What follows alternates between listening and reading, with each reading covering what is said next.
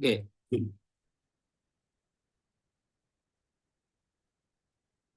jadi, aduh, sebentar ngelek. Oke, ini video ini adalah cuman video pembelajaran UTS gitu. Ini kan jadi udah belajar bab 7 nih. Nah, terus supaya lebih ingat lagi. Jadi mencoba untuk mengutarakan ulang apa yang udah dipelajari. Tujuannya supaya ya lebih ingat aja. Nah, tapi ini yang udah dipelajari cuman di bab yang video ini isinya tuh cuman bab getaran sama gelombang, fisika, IPB untuk UTS yang materi 7. Tapi ini kan sifatnya itu cuman banyak yang ditafsirkan berdasarkan interpretasi pribadi. Artinya kalau misalkan rumus-rumus begini nih supaya apa ya lebih ingat atau supaya kita mudah untuk mengingatnya itu salah satu caranya tuh dengan cara kita tuh jangan menghafal buta tapi harus pahami maksud dari rumus itu apa, rumus yang ingin dikatakan oleh rumus itu apa. Nah, jadi akibatnya di video ini mungkin banyak kesubjektifan, artinya berdasarkan interpretasi pribadi yang mungkin secara faktanya nggak begitu, tapi ya nggak apa-apa, cuma juga belajar. Mungkin aja ada yang salah. Oke, kita mulai dari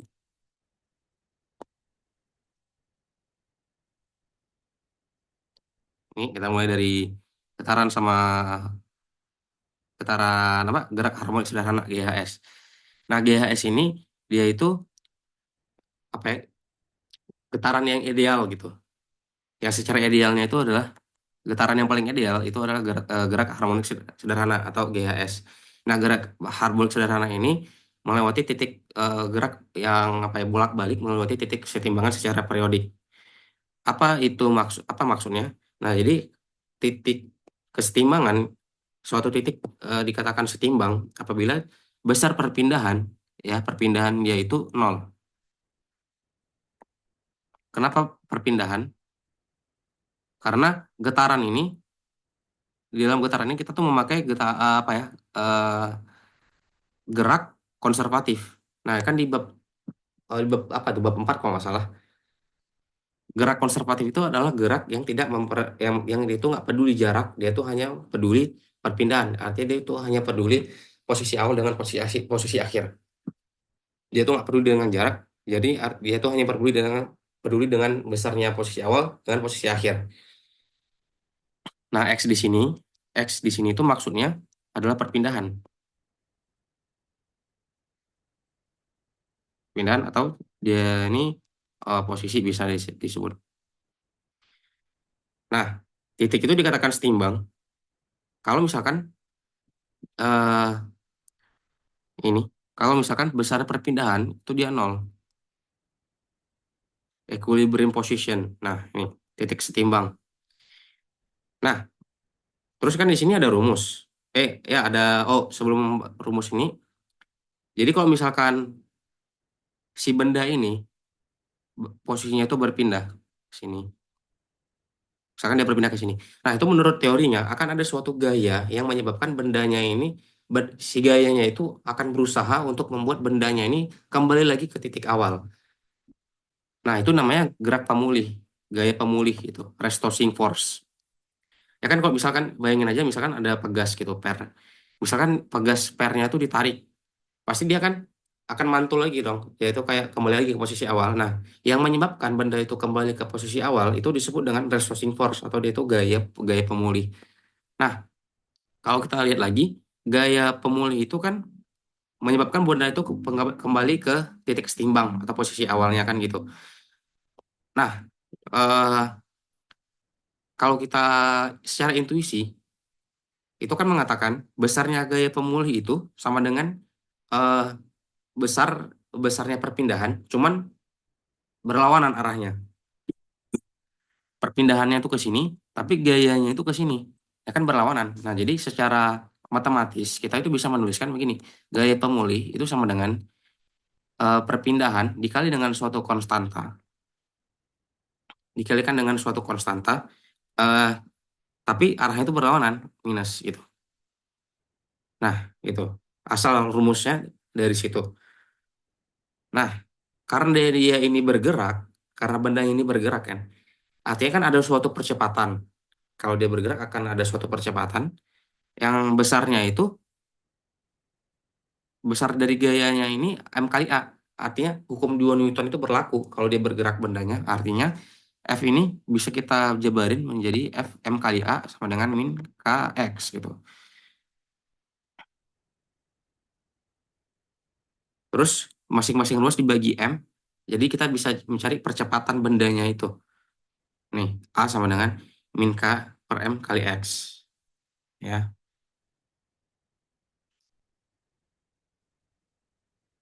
Terus di sini ada stable equilibrium point dan unstable equilibrium point.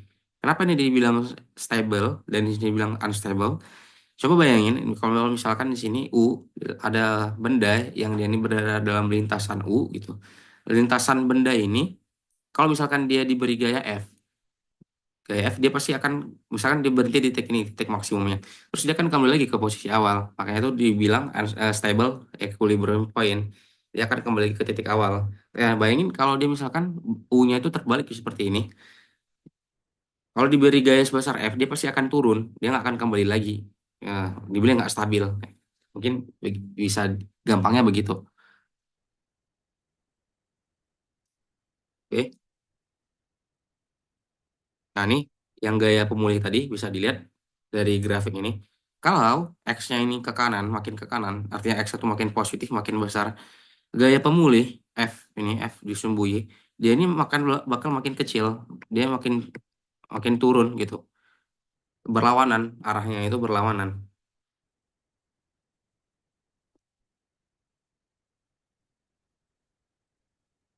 Nah, kita masuk ke persamaan gerak dan besaran dalam gerak harmonik sederhana. Nah, ini agak ribet.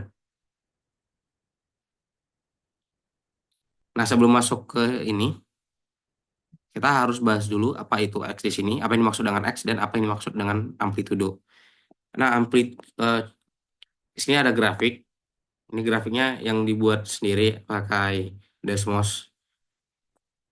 Mungkin nggak terlalu akurat, tapi nggak apa-apa supaya untuk ini aja mudah menginterpretasikan rumus ini.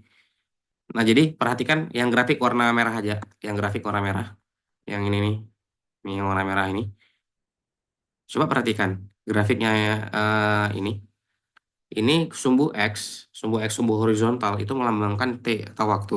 Sedangkan sumbu vertikal yang ini itu melambangkan X atau perpindahan. Bukan jarak ya, tapi perpindahan. Nah, kan tadi GHS itu kan geraknya itu periodik.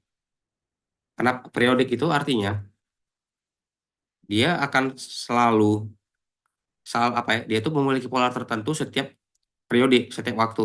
Kalau misalkan kita perhatikan ini grafiknya. Dia ini naik, turun, naik lagi, turun lagi gitu. Itu periodik maksudnya.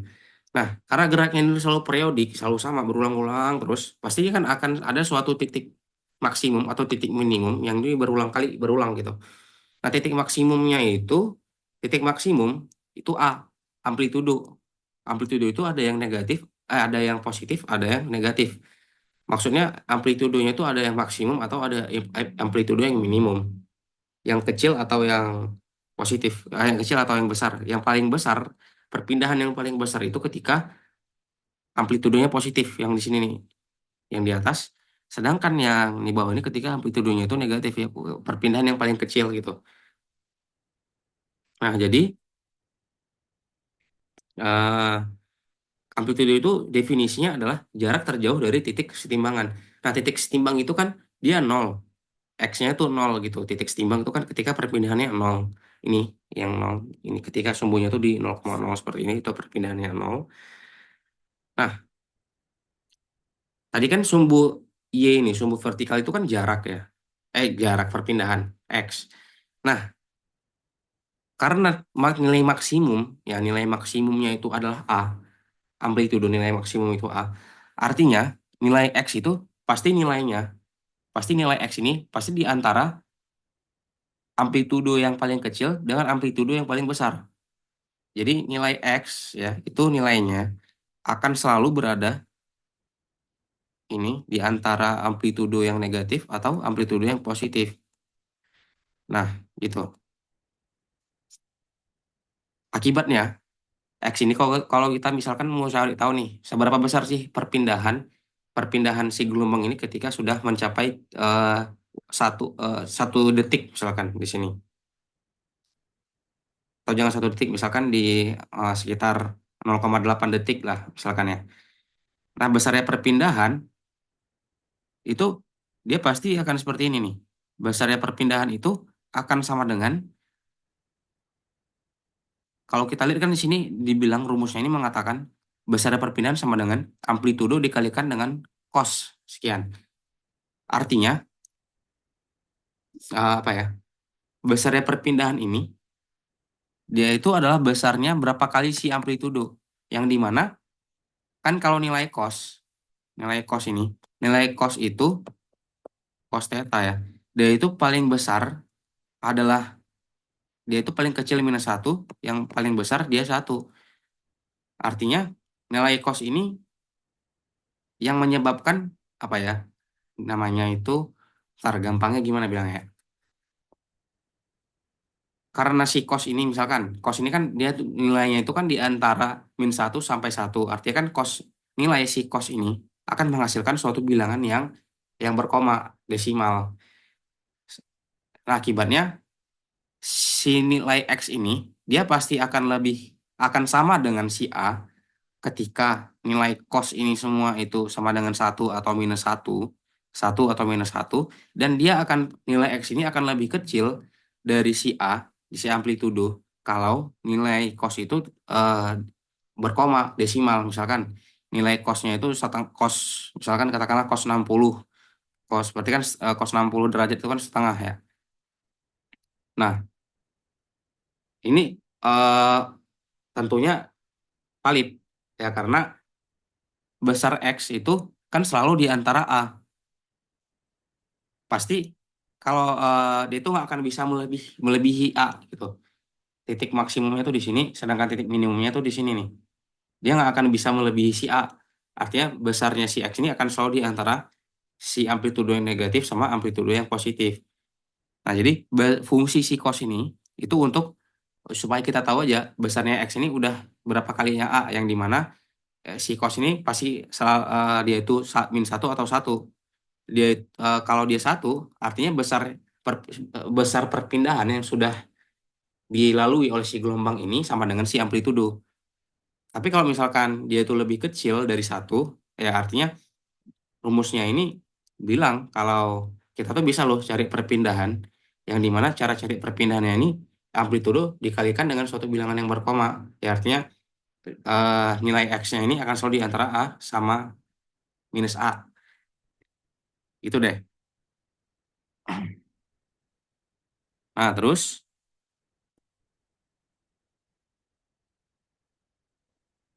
nih kita bahas energi.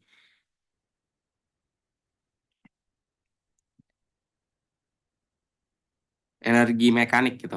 Nah, energi mekanik itu kan kalau di bab 4 ya, itu kan energi mekanik itu adalah hasil pertambahan dari energi kinetik ditambah dengan energi potensial ya. Nah, ini agak ribet ini. Jadi begini,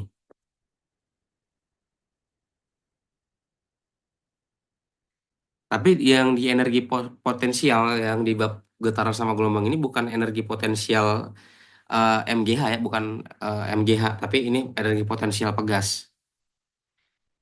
Nah, jadi kan di sini di GHS, di slide ini kan dia bilang kalau energi kinetik Umax ini kalau ketika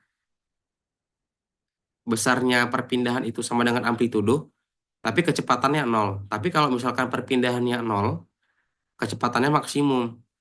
Ketika besarnya amplitudonya ini positif, besarnya perpindahannya itu sebesar A, paling jauh A itu perpindahannya itu paling besar A, tapi kecepatannya nol. Kenapa bisa begitu? Nah, jadi kemarin kotak-atik rumus, jadi dapat hasilnya begini nih. Nah, kita kan tadi kan punya fungsi X terhadap waktu. Itu kan sama dengan A dikalikan dengan cos omega T ditambah dengan sudut fase awal ya. Nah, coba kita turunkan. Jadi ini ada kalkulus sedikit. Coba kita turunkan terhadap waktu, terhadap T gitu. Dx per dt, seluruh ruas ini kita turunkan. Ini turunan cos itu adalah, karena A ini adalah karena kita turunkan terhadap T, makanya oleh karena itu A di sini, amplitudo itu kan bisa dianggap sebagai konstanta, jadi kita bisa keluarkan. Nah, jadi ini jadi kita tinggal mencari turunan dari cos omega T tambah sudut fase awal. Nah, sudut fase awal, kan cos itu turunannya adalah min sin ya. Nah, jadi didapatlah ternyata turunan dari turunan dari fungsi X terhadap T itu adalah min A kali sin omega T tambah sudut fase awal. Nah, di bab apa ya? Di bab kedua, kalau nggak salah, bab hukum Newton di gerak lurus beraturan ya, kalau nggak salah ya. Delta perpindahan posisi dibagi dengan perpindahan waktu itu kan sama dengan kecepatan VT. Jadi kalau misalkan rumus gelombang tadi yang kalau kita turunkan terhadap waktu itu hasilnya adalah kecepatan kecepatan itu sendiri. Nah, jadi VT atau kecepatan si gelombang ini sama dengan minus A sin omega T tambah sudut fase awal. Nah, kalau kita buat grafik, dia itu akan grafiknya itu akan berbentuk seperti ini nih. Yang warna hitam itu. Yang grafik warna hitam itu melambangkan kecepatan. Nah, coba perhatikan nih, ketika V-nya max, artinya kecepatannya itu maksimum. Ketika kecepatannya maksimum nih, ketika kecepatan maksimum paling jauh sini, kita perhatikan, kita tarik garis, sep. Nah, di sini nih. Ternyata ketika kecepatannya maksimum, besarnya perpindahan, ya, besarnya perpindahan itu sama dengan nol. Nih, sama dengan nol. Nah, benar. Nih, ketika perpindahannya maksimum, maksimum ketika eh, yang sini, nah, ketika dia maksimum, amplitudo ketika perpindahan itu sebesar amplitudo, yang dimana amplitudo itu tadi adalah besar perpindahan yang paling besar, kecepatannya itu maksimum, kecepatannya itu nol gitu. Sini. Salah. Yang ini nih. Ketika kecepatannya itu maksimum, ketika kecepatannya itu maksimum, perpindahannya nol. Nah kan betul bener kan? Benar ini. Ketika kecepatannya maksimum, kecepatannya paling tinggi ini, perpindahannya dia nol. Coba ketika ini ketika kan tadi yang warna merah ini kan fungsi kecepatan. Ketika perpindahannya ini maksimum, ketika dia ini sebesar amplitudo. Nah, dia ini sebesar amplitudo, tapi kecepatannya itu nol gitu. Nah, di sini kecepatannya nol. Kamu lihat kan, ketika dia ini sebesar amplitudo, dia berpindah sebesar amplitudo, kecepatannya nol. Ketika dia berpindah sebesar amplitudo tapi yang minimum, yang minus A, dia kecepatannya nol. Nih, ketika dia berpindah sebesar minus A, sebesar minus A, sebesar minus amplitudo, kecepatannya nol. Nah, gitu.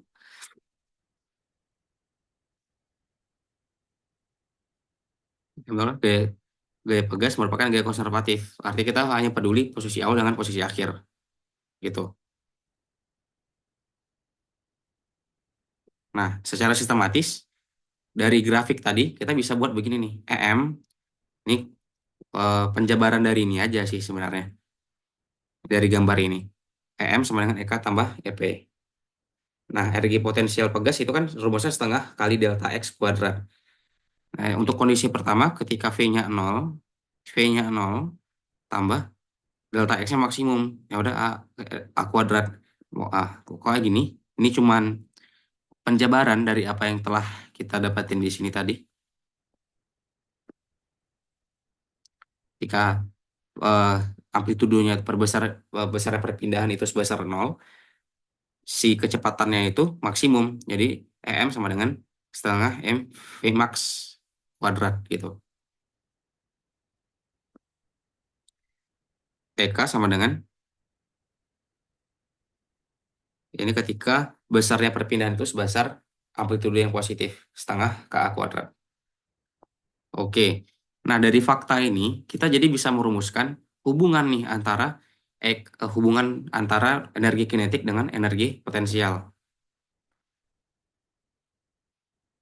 Nah, tadi ini ada grafik EM dengan EK, EK dengan EP. Misalnya kita punya grafik nih. Eh, Kalau diperhatikan,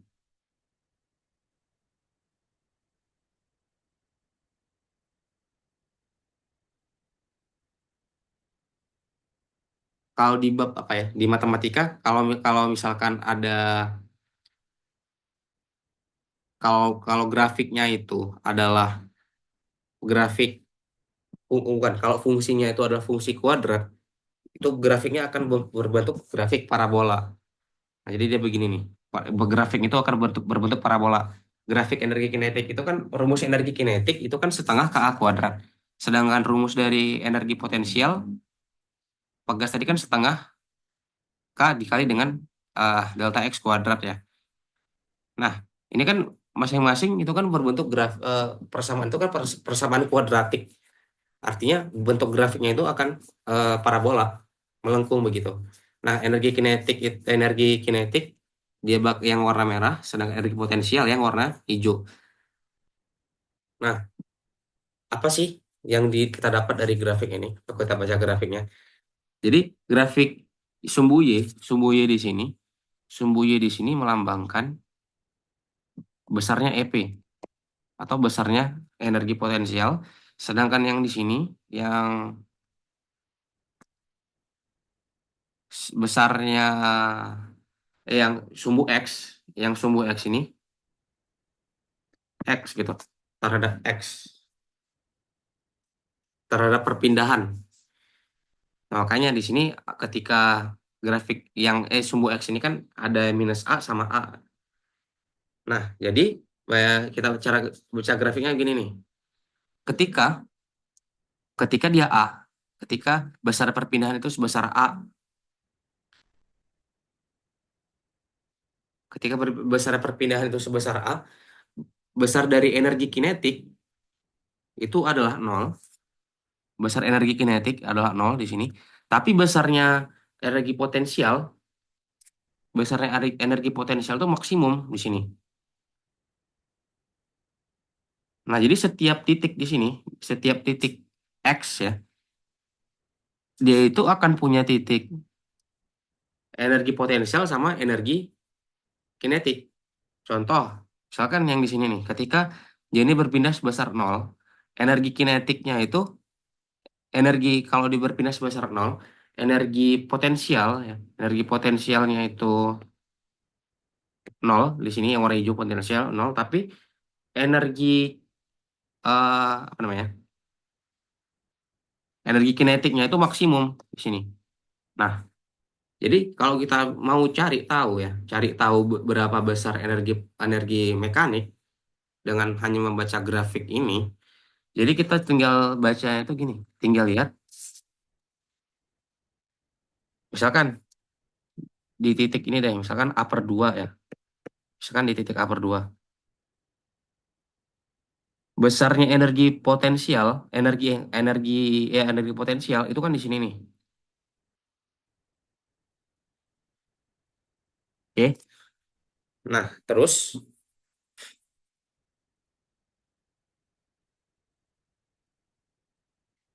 eh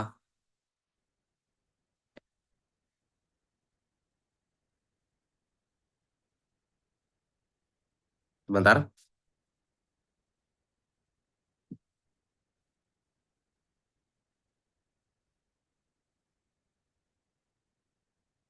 Ya, oke. Nah, terus karena besarnya energi potensial kan di sini. Terus besarnya energi kinetik itu kan di sini nih. Nah, jadi kalau ini besar ini ditambah dengan ini akan menghasilkan energi potensial yang letaknya di sini. Nah, pokoknya gitu. Ini total sumbu Y melambangkan besar dari total EK ditambah EP atau energi mekanik. Oke, pokoknya gitu. Terus, nah, ini bandul.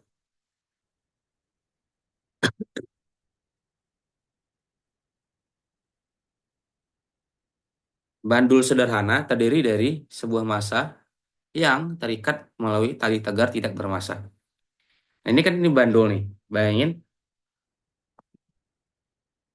oke, misal kita akan cari tahu misalkan yang rumus ini nih. Kita kan di sini ada torka pembalik rumusnya ini. Nah, jadi kenapa bisa begini? Jadi ini cuma hipotesis aja. Jadi kalau misalkan kita punya bandul yang digeser sebesar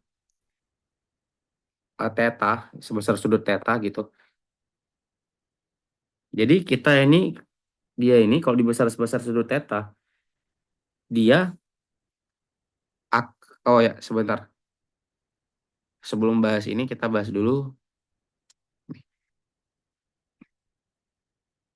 Jika bandul diberikan simpangan sebesar theta, maka komponen gaya gravitasi pada arah theta akan berperan sebagai gaya pemulih. Nah, coba lihat. Tadi kan tadi kan di atas tadi kan kita telah bahas kalau misalkan titik setimbang itu ketika posisi awal ya, posisi awal benda ketika perpindahannya itu nol, sedangkan theta itu kan besarnya kesimpangan x itu. Theta di sini maksudnya itu x. Kalau geraknya itu bukan gerak melingkar, theta itu x. Tapi kalau dia gerak melingkar, besarnya perpindahan itu sebesar theta. Nah, jadi besarnya kalau misalkan dia ini berpindah sebesar theta nih, sebesar theta, pastinya akan ada suatu gaya dong. Misalkan bandulnya di sini nih, terus dia geser sebesar ini. Nanti kan bandul itu akan kembali lagi ke posisi awal. Nah, eh, gerakan bandul ya, yang menyebabkan bandul itu ke posisi awal, karena tadi dia ini digantung oleh massa, yang massa ini M, benda bermassa M, artinya yang menyebabkan bandul ini kembali lagi ke posisi awal itu adalah gaya berat dari si bandul itu sendiri. Kalau digantung saja secara vertikal, yang menyebabkan bandul ini kembali ke titik awal itu adalah karena gaya berat si bandul itu sendiri. Nah, jadi ini kalau kita tarik garis, ini artinya oh, kok W kali G. Gaya berat dari si bandul itu sendiri. Nah, karena ini belum sesuai dengan gayanya, jadi kita konversikan dulu. Coba lihat materi bab 1. Nah, karena ini sebesar theta dan juga besarnya ini dia ini arahnya ini adalah sejajar ya. Ini kan arah dari ini yang warna kuning. Garis ini akan sejajar dengan garis gaya berat. Akan sejajar dengan garis gaya berat yang artinya sudut ini kalau di bab sudut matematika itu apa lupa nama nama sudutnya apa. Kalau ini sebesar theta, artinya ini juga sebesar theta, dia akan sama. Nah, karena sudut yang ini udah diketahui, artinya kita bisa konversikan sudut ini untuk gaya berat ini ke sumbu yang horizontal dengan cara memakai gaya berat ini dikalikan dengan cos theta. Sedangkan yang sudut yang belum diketahui besarnya ini berapa, kita bisa eh, konversikan dengan memakai sin, mg sin theta gitu. Nah, jadi maksud dari rumus ini torka pembalik itu sama dengan minus mg kali L kali sin theta adalah ya kan gini. Tadi kalau misalkan dia berpindah sebesar sebesar ini, sebesar theta, dia itu kan akan memiliki gaya pembalik yaitu adalah gaya berat itu sendiri ya. Ini kalau dia sebesar ini, gaya besar gaya pembaliknya kan gaya beratnya itu sendiri. Nah, Kalau di bab gerak, gerak pelingkar itu kan besar torsi, torsi. Ntar jangan warna ini.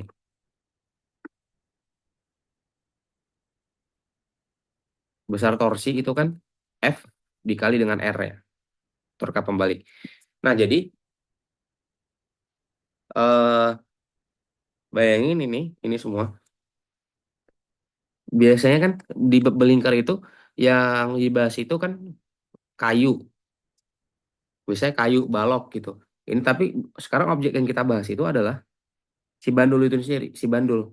Jadi ini semua nih, ini ini yang kita bahas sekarang.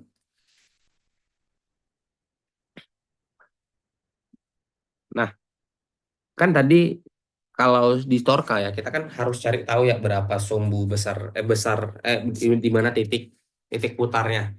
Nah, di bandul ini sendiri kan titik putarnya itu kan ada di sini. Titik sumbu putarnya kan ada paling ujung sini ya. Nah, artinya karena tadi kita juga udah mengkonversikan ya si gaya berat gaya berat ini ke sumbu ke yang ini nih. Artinya kita bisa merumuskan besar besar torsi untuk si bandul ini F yang bekerja pada benda si bandul ini kan hanya gaya gaya pemulih yang dimana besar gaya pemulih itu adalah dia itu sebesar mg sin theta mg sin theta. Nah, karena mg sin tetanya ini berlawanan dengan arah si theta itu sendiri dengan berlawanan dengan arah perpindahan. Jadi kita taruh minus di sini, bila berlawanan, terus dikalikan dengan R, lengan gaya. Nah, karena lengan gayanya ini adalah dari ini sampai ini, maka ini dikali dengan L. Nah, jadi rumus torka pembalik itu sama dengan M, ini kan sebesar L, ini kan artinya panjang bandul, panjang tali. MG L kali sin theta. Nah, itu maksud dari MGL sin theta. Kenapa rumusnya besar torka pembalik untuk bandul itu seperti itu? Nah, tadi kan dari awal sampai tadi itu yang kita bahas itu adalah gerak harmonik sederhana. Artinya itu getaran yang ideal, yang dia tuh nggak berhenti berhenti. Nah, pada faktanya tadi kan kita juga gerak harmonik sederhana itu kan mengabaikan gaya gesek. Nah, pada kenyataannya kita kita tuh nggak bisa mengabaikan gaya gesek karena apa? Ya karena eh, gaya gesek itu gaya geseknya itu kalau di kehidupan nyata ada, yaitu gaya gesekan terhadap udara. Nah, bayangin aja kalau kita kita mutarin atau bandul, contoh kayak bandul tadi. Bandul ini kalau misalkan kita gerakin, dia itu kan pasti makin lama makin berhenti. Nah, yang menyebabkan itu kan gaya gesek udara. Dia itu lama-lama akan makin berkurang. Nah, gitu eh, fung, jadi apa ya? Gaya getaran yang tidak mengabaikan gaya gesek itu disebut dengan getaran teredam. Nah, gitu. Nih ya. Coba bisa dilihat di sini. Misalkan ini bandulnya deh, misalkan bandul. Kita getarin sebesar sejauh theta. Dia makin lama tuh akan makin berkurang. Jadi amplitudenya itu makin kecil. Ja- Amplitudo makin kecil. Misalkan di waktu pertama dia amplitudenya itu segini sebesar theta. Nah, tapi di waktu kelima dia cuman bareng lag. Waduh. Nah, tapi di kelima apa di detik kelima dia bisa aja yang awalnya sebesar theta dia tinggal segini bisa ini. Nah, simpangan terjauh itu bakal bakal makin kecil. Nih, dia makin mendekati nol, eh, makin lama makin mengecil simpangan terjauhnya. Gitu. Nah, ini bisa dilihat juga makin lama makin kecil perpindahannya itu. Oke, mungkin untuk getaran itu segitu dulu. Sekarang kita masuk ke gelombang. Nah, gelombang ini adalah getaran yang menjalar. Jadi gelombang itu ada tiga, gelombang mekanik, elektromagnetik, dengan gelombang gravitasi. Nah, apa itu gelombang mekanik? Gelombang mekanik itu gelombang yang memerlukan medium untuk merambat. Contoh gelombang mekanik itu yang misalkan di gelombang di air atau gelombang di udara gitu. Pokoknya dia perlu medium untuk merambat. Sedangkan gelombang elektromagnetik itu dia tidak perlu medium untuk untuk merambat. Terus ada juga gelombang gravitasi. Nah, berdasarkan apa? Mungkin berdasarkan bentuknya, gelombang itu juga dibagi lagi menjadi gelombang transversal dan gelombang longitudinal. Nah, gelombang transversal ini gelombang yang seperti ini nih, yang ini nih, ini semua nih gelombang transversal. Yang titik puncak amplitudo itu disebut dengan perut. Amplitudo itu perut, perut. Terus kalau misalkan simpul itu yang di sini nih. Simpul itu yang kalau misalkan A-nya itu nol, ketika perpindahan itu nol. Sini simpul.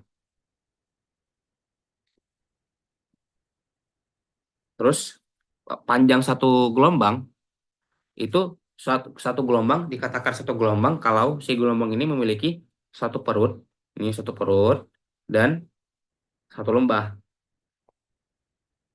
gitu, satu perut satu lembah.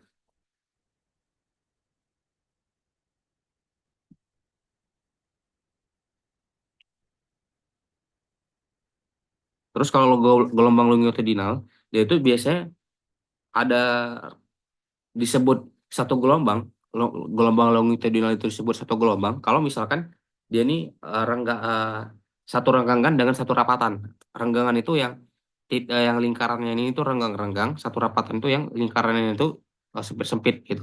Satu gelombang itu dianggap satu gelombang kalau dia itu telah melewati satu renggangan dengan satu satu rapatan.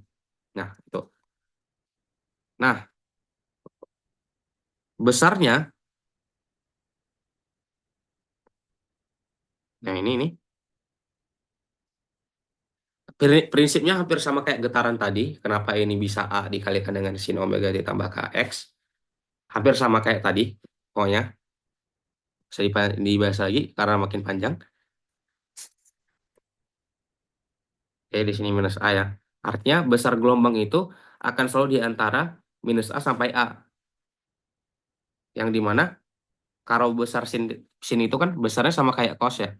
Dia itu maksimumnya itu -1 sampai 1. Yang artinya kalau dikalikan dengan koma, kalau misalkan nilai sinnya itu desimal, artinya kan besarnya Y ini kan bukan satu, pasti dia ini berkoma. Jadi dia di antara 1 sama 1 gitu. Jadi kalau kita mau cari panjang gelombang, ya kita tinggal cari berapa kalinya amplitudo sin itu kan hasilnya pasti ini sin ini semua itu kan pasti hasilnya akan berbentuk bilangan real. Wah gitu. Jadi kalau kita mau cari Y sin besarnya perpindahan X itu kita cukup cari amplitudo dikalikan dengan sesuatu bilangan desimal atau bilangan yang bilangan bulat tapi dia itu -1 atau 1. Wah, kok gitu. Terus, nah di sini ada yang unik untuk untuk omega sama V.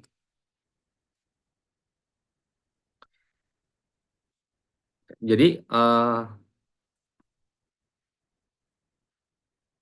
ini cuma hipotesis saja ya. Tapi kan kalau kenapa di sini ada omega? Karena begini, sin itu pada dasarnya kalau kita punya lingkaran, nanti bisa dicek di internet ya. Sudut ini, kalau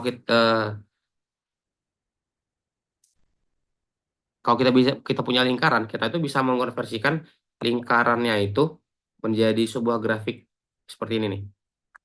Nah, mungkin yang dimaksud ya, kenapa di sini bisa ada omega? Omega itu kan kecepatan sudut. Itu kecepatan sudut ketika dia berpindah di lingkaran ini nih. Sebentar kayaknya ada dah.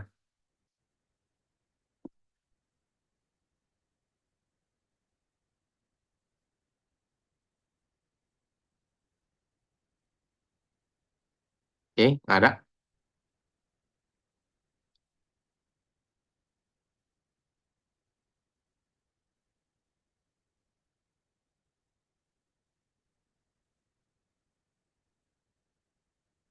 Nah, oke. Ya mungkin maksud dari kenapa ada kecepatan sudut di situ, ya mungkin kecepatan ini, kecepatan berpindah kalau ada lingkaran ini, mungkin begitu. Nah, jadi kan kita bisa lihat di sini, kan sering kali kalau misalkan di soal-soal ya, itu kan ada dibilang kecepat lambat gelombang, cepat lambat gelombang. Sekarang pertanyaannya, kenapa rumus cepat lambat gelombang itu sama dengan lambda dikali dengan frekuensi? Nah, frekuensi itu sendiri kan, frekuensi itu kan 1/T. Hubungan antara frekuensi dengan T itu kan periode ya. Periode itu kan satuannya second. Second. Lambda ini kan tadi panjangnya, lambda itu kan panjangnya satuannya kan meter. Nah, ini kan jadinya eh, lambda ini, kalau lambda itu satuannya meter, sedangkan fungsi T itu adalah satuannya second ya. Artinya kan eh, besar percepatan cepat rapat gelombang itu kan sama dengan satuan itu kan meter per second. Artinya itu kita sama aja kayak cari kecepatan, cari kecepatan. Ya, tapi dalam kasus ini kecepatan untuk si gerak gelombang, kecepatan gerak gelombang itu V, kan kecepatan itu V sama dengan X per T ya. X itu atau S deh. S per T, besarnya perpindahan ya. Besar perpindahan dibagi dengan besarnya waktu.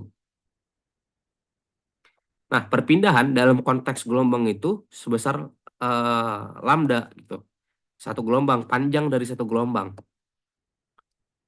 Nah, per T, T-nya itu waktu. T-nya itu periode. Nah, gitu.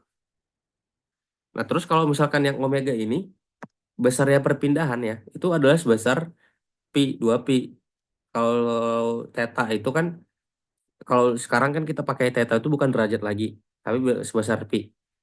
Nah, artinya, kalau misalkan di sini dia, misalkan dia berpindah sejauh lingkaran ini nih, sejauh pi gitu. Atau dia ini, bukan, misalkan dia berpindah sejauh eh, 1/3 pi. Kalau misalkan dia berpindah sejauh pi, kalau misalkan dia berpindah sejauh 2 pi gitu. Dua. Nah, artinya kan ini bakal menghasilkan meter juga gitu. Bukan meter. Artinya dia ini kan satuan panjang. Ini pasti dia satuan panjang. 2pi ini satuan panjang. Sedangkan T ini kan waktu. Artinya ini dia meter per second juga. Tapi beda konteks. Yang kalau V ini adalah cepat lambat gelombang. Tapi yang ini kecepatan sudut. Gitu.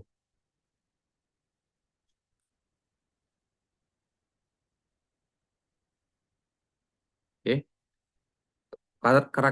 Karakteristik gelombang.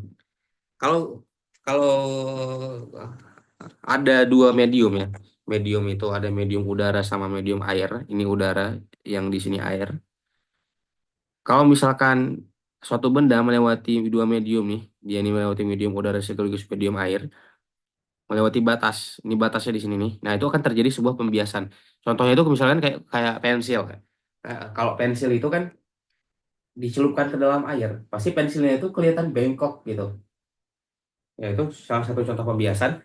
Terus kalau misalkan dua gelombang bertemu, ya, dua gelombang bertemu, contohnya misalkan kita kayak campain batu kerikil, kita lempar batu batu kerikil ke dalam sungai, ke dalam air. Itu kan pasti akan akan membentuk sebuah interferensi gelombang, yaitu yang kayak gini dibentuknya. Nah, ini interferensi gelombang. Ini gelombang satu nih, yang dia di sini. Nggak nampak. Ini gelombang satu nih. Waduh, lag. Kok gini? Wah, kok tetap warna biru ya?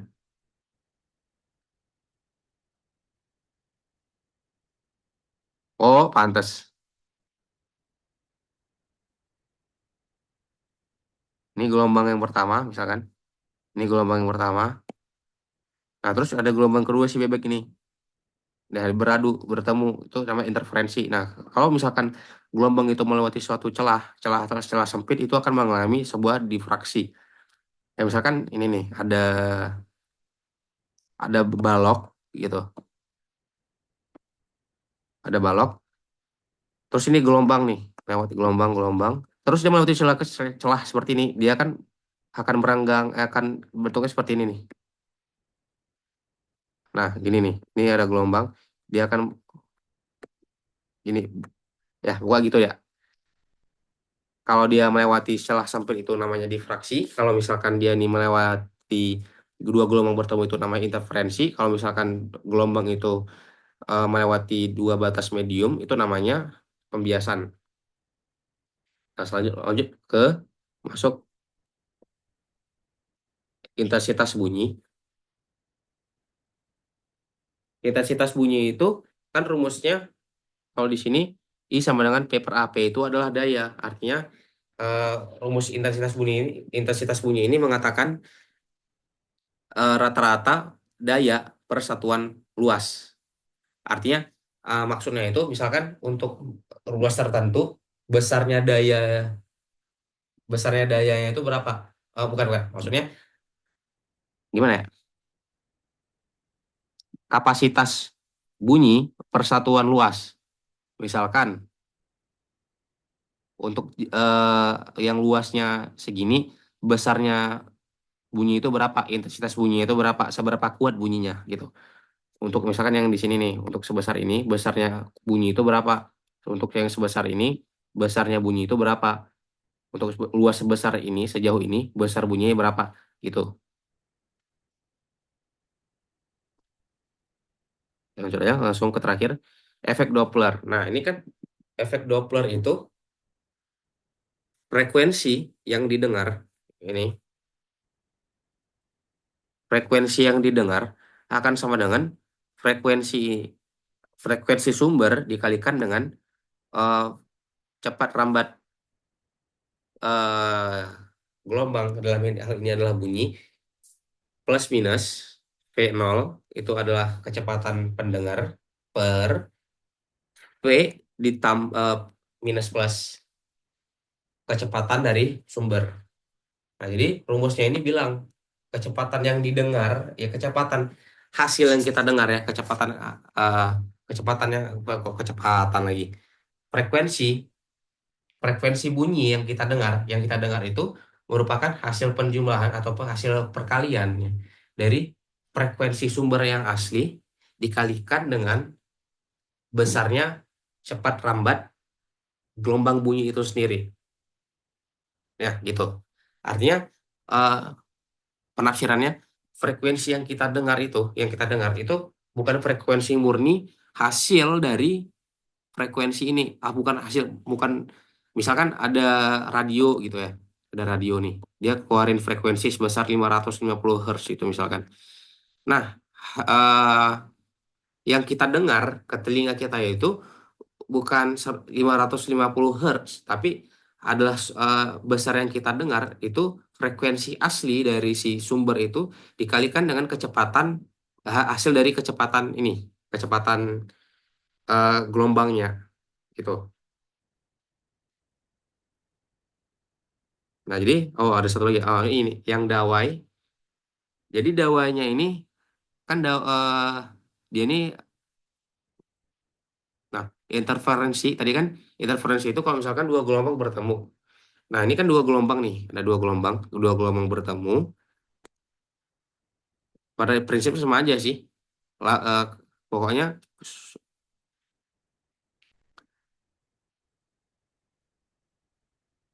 sebentar.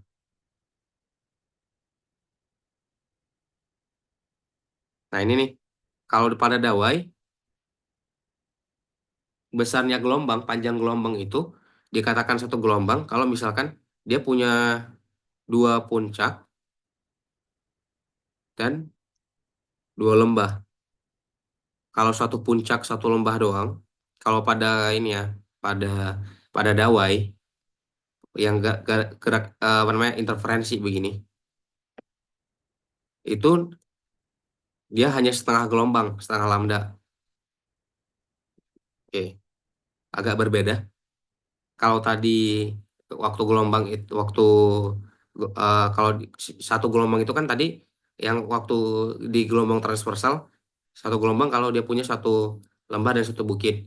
Tapi ini kan kalau di pada alat musik yang dawa yang apa namanya ujung terikat, kalau misalkan kedua ujungnya terikat ini itu besarnya gelombang, panjang gelombang itu kalau dia punya satu bukit satu lembah dia setengah lambda. Tapi kalau misalkan dia punya dua bukit dua lembah itu dia satu lambda.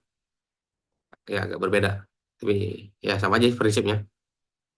Oke, kayaknya segitu segitu dulu untuk yang bab materi getaran dan gelombang. Masih banyak sebenarnya yang nggak terjelaskan di sini karena ini bab paling sulit di antara bab 1 sampai 7. Oke, oke mungkin banyak yang salah juga sih. Oke, bye bye.